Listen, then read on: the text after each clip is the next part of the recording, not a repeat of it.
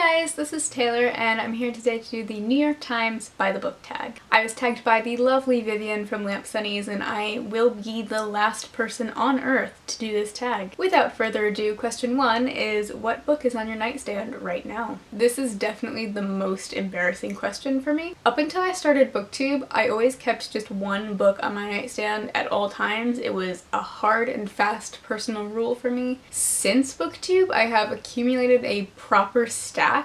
Some of them I don't know why they're there. I just don't know. The first thing is of course the thing that I'm currently reading, which is Harry: A History by Melissa Anelli, which I'm really enjoying. Then I have Paul Auster's New York trilogy, which I think I started reading in April. I'm not enjoying it. I'm actually enjoying it quite a bit.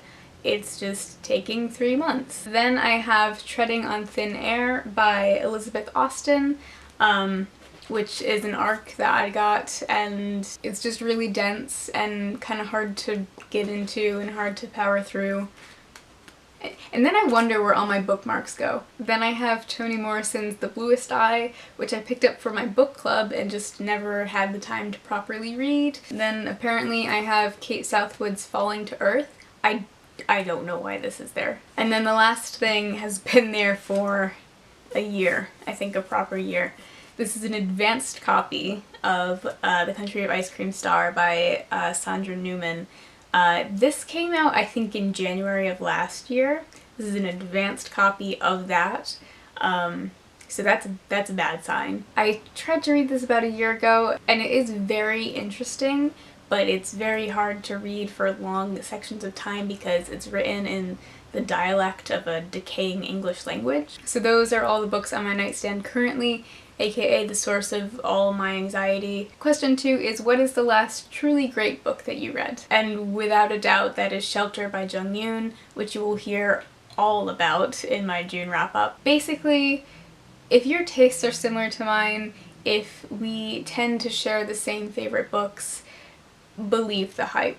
It is well deserved. I'm so happy to have read this. Question 3 is if you could meet any writer, dead or alive, who would it be and what would you want to know? So knowing myself and knowing how I am around the people I admire, I would not want to engage in a serious conversation with an author that I find really intimidating. I've seen a couple George Saunders interviews.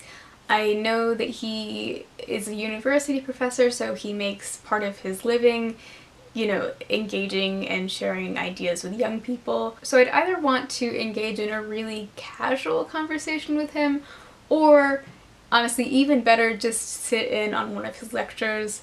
That would be the opportunity of a lifetime for me. Question 4 is what books might we be surprised to find on your shelves? The very first thing that came to mind was this old beat up copy of a Super Mario Choose Your Own Adventure novel. I read this incessantly as a kid.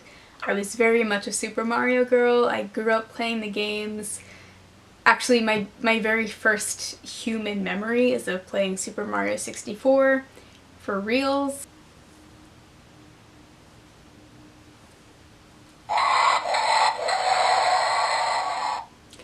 That's how he's supposed to sound too. That's not like the sound being degraded over the years. That's what he's actually supposed to sound like. It's just funny to me because on my shelf this is next to like Virginia Woolf. Question 5 is how do you organize your personal library? Well, I've made a whole video about this. It's way too complicated to try and explain off the cuff, but my personal library is obsessively organized and cataloged. It comes with the territory of being a library page, I think. Question 6 is, what book have you always meant to read and haven't gotten around to yet?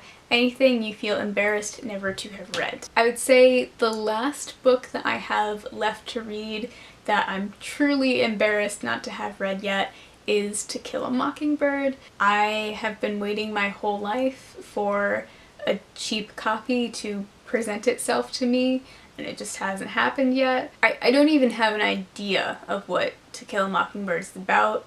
I should, through like social osmosis, but I have no idea. Question 7 is disappointing, overrated, just not good.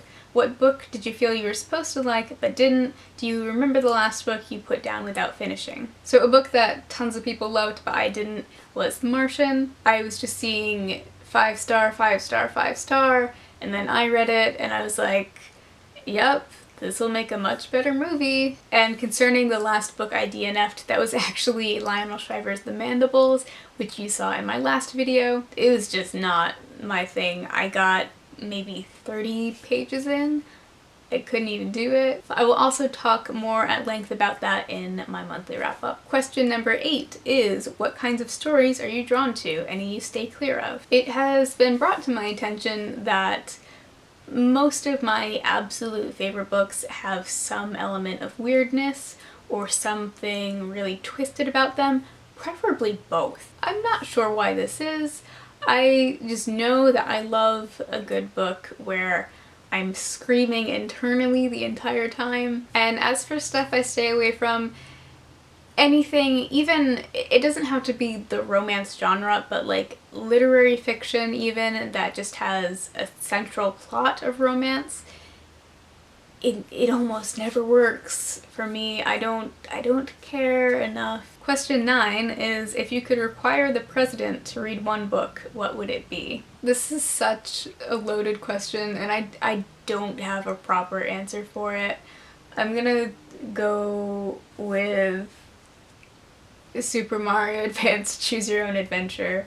It's a literary classic. And the last question, question 10, is, what do you plan to read next? I think before the month is out, I'm going to try and finish up the New York trilogy, since I have been reading it since April. But I am looking forward to it. It's been wonderful so far. I genuinely don't know why it's taken 3 months for me to read it. So that's the end. Thank you so much, Vivian, for the tag. I really appreciate it. And I really do think I am the last person to do this tag.